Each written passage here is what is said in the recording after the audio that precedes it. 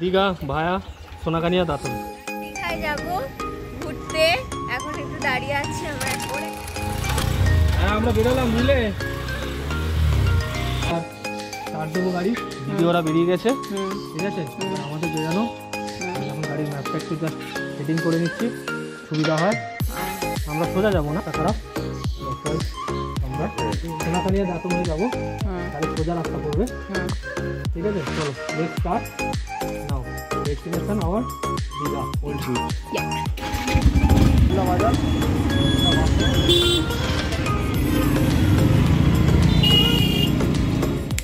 Hello friends, welcome back to my channel সম্পাস diary. তো আমরা আজকে যাচ্ছি দীঘা। তো কাল সন্ধ্যা অবধিও আমাদের কোনো প্ল্যানিং ছিল না যে আমরা দীঘা যাব বলে। দিদিরা এসছে কালকে বিকেলে। তো কালকে আমাদের প্রোগ্রাম হচ্ছে 8:30টার সময় যে আমরা দীঘা যাব। এটা হচ্ছে আমাদের সুসিন্দা গেট, আর এই ট্রেনটা হচ্ছে জনশতাব্দী এক্সপ্রেস, যেটাতে কালকে দিদিরা এটাতেই এসছিল।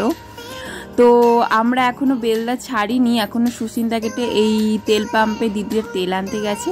এখন আমাদের ডেস্টিনেশন হচ্ছে 74 কিলোমিটার বেলদা থেকে দীঘা ভায়া সোনাকানিয়া। যেহেতু ওটা সোজা রাস্তা অ্যান্ড ওটা বেস্ট অফ রুট, বিকজ রুটটা ভালো আর প্লেন রাস্তা।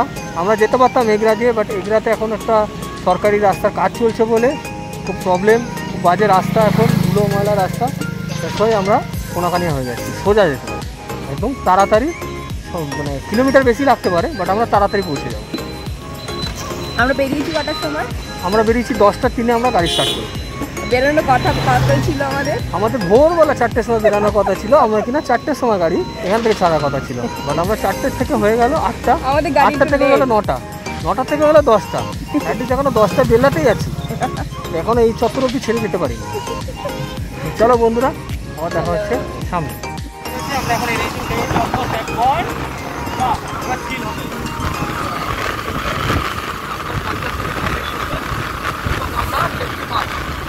সব থেকে বড় কথা এটাই যে একটু আগে মেঘলা ছিল, ভাবলাম আজকে শান্তিমতো যেতে পারবো, কিন্তু না, সেই রোদ। হ্যাঁ, আবার বৃষ্টিও নামছিল।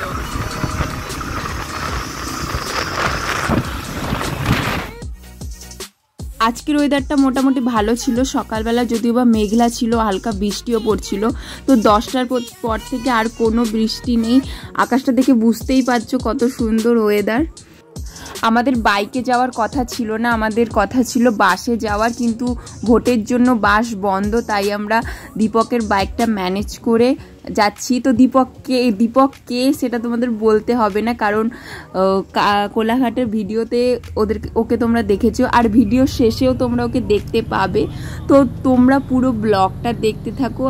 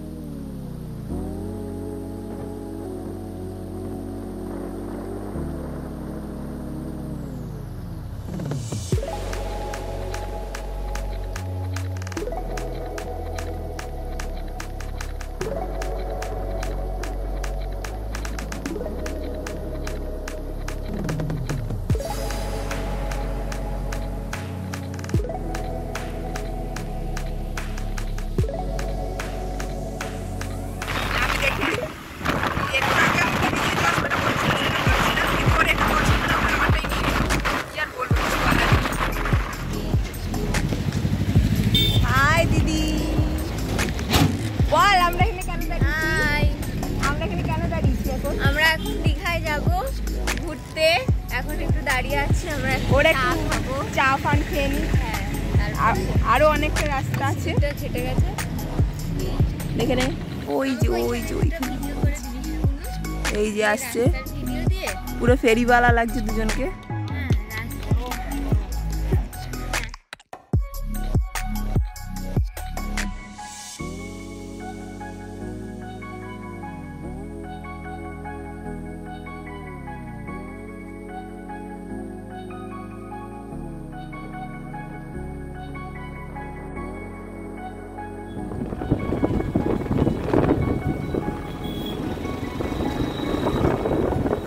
এই রাস্তা দিয়ে যাচ্ছি, আর ভোলেনাথের মন্দিরে আসবো না। তো আমি আর দাদা চন্দনেশ্বর মন্দিরে চলে এলাম। দিদি আর জিজু পেছনে আছে, ওরা আসছে, আসুক, ততক্ষণ আমরা একটু ঘুরে নিই। সামনে গাই নাকি? হেলমেটটা আমি খুলবো না, যা রোদ। 150 টাকা করো এটা। না তুমি 150 টাকা করো, আমি এটা নিয়ে নিচ্ছি।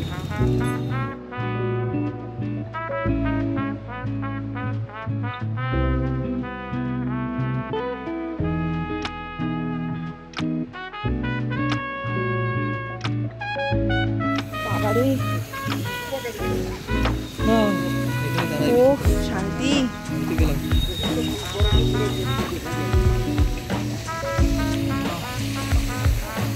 পেছনে বাবার মন্দির।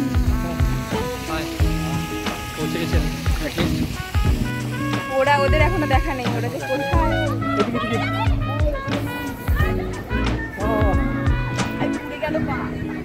পা পুরো এখন চৌচির হয়ে যাচ্ছে। এই যে বাবার মন্দিরে আসলাম, বাবার মন্দিরের ভেতরে প্রবেশ করছি।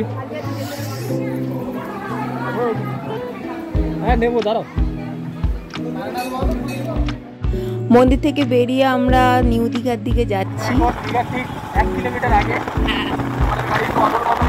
আমাদের গাড়িটা একটু চেঞ্জ হয়ে গেছে, আমরা দেখতে ড্রাইভার ঠিক আছে, কিন্তু গাড়িটা চেঞ্জ হয়ে গেছে।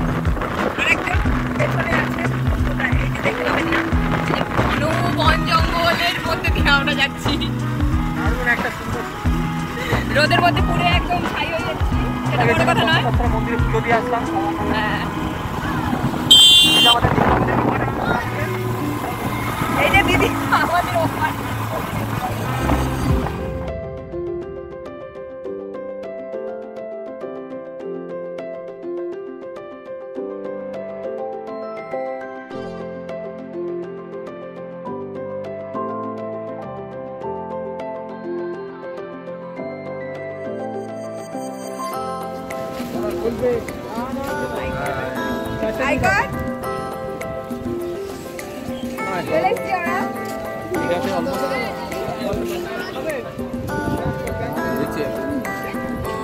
সব জায়গায় অনলাইন পাবি নাকি?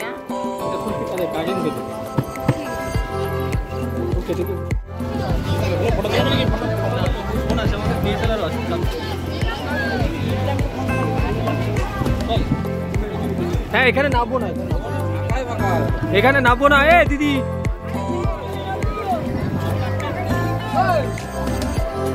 বিশাল ভিড়, দেখো 1000 লোক।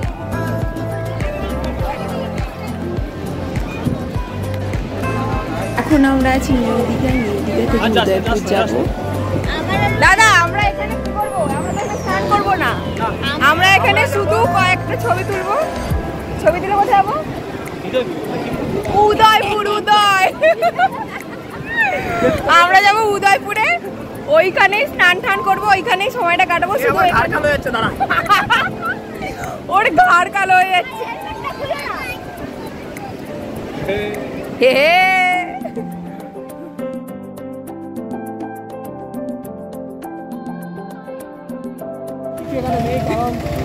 আমি চিল করতে এসে চিল করবো, আমার মা আমাকে চিল করাবে। ও বাড়িতে বলে এসছে যে সে করে আমাদের সাথে আসছে, কিন্তু ও যে বাইকে করে আসছে সেটা মামি জানে না। জানি না ঘরে গিয়ে ওর কি চিল হবে।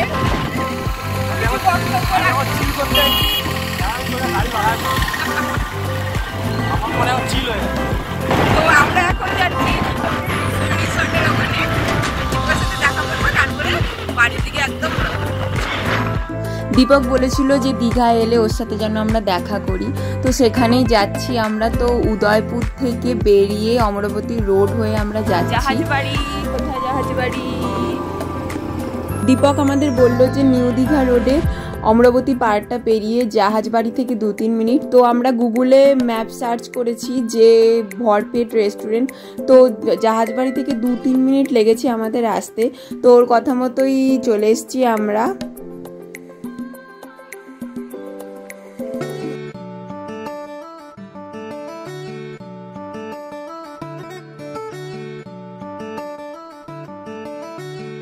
দীপক এখানে অনেক দিন ধরেই কাজ করে, ও আমাদের একটু রেস্টুরেন্টটা ভালো করে ঘুরে দেখালো। আমাদের অনেকবার করে থাকতে বলেছে, কিন্তু আমরা থাকার কোনো প্রিপারেশন নিয়ে আসিনি, কোনো প্ল্যানিং নিয়ে আসিনি। তো আমরা ভালো মতো ঘুরে একটু খাওয়া দাওয়া করতাম না, শুধুমাত্র ও জোর করলো বলে এখানে একটু খাওয়া দাওয়া করে আমরা বাড়ি ফিরেছি।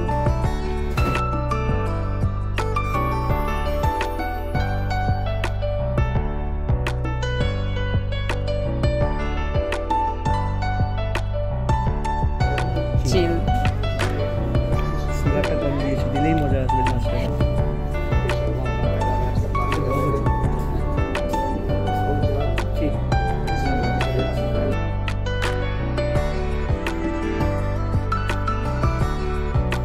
দীপককে বলে এসেছি যে আবার যখন নেক্সট টাইম মাকে নিয়ে আসবো তখন থাকবো, এরপরে জানি না কি হবে। তো তোমাদের সাথে দেখা হবে আবার একটা নতুন ব্লগে।